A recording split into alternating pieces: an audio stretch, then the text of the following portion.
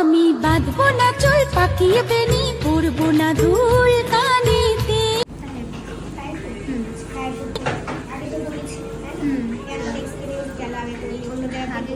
একদম বাজে এক্সপিরিয়েন্স ছিল, যেই কারণে তোমাদের ভিডিও দেখতে ভালো লেগেছে অবশ্যই বিশ্বাস করে আমি এসেছি।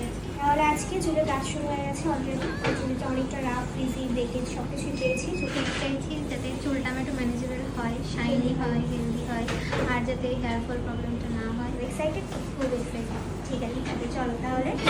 আমি বাঁধবো না চুল পাকিয়ে বেনি পরবো না ধুল কানেতে।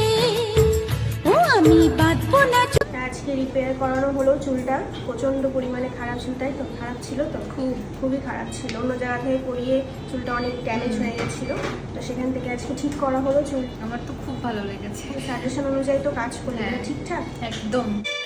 চুপি চুপি ডাক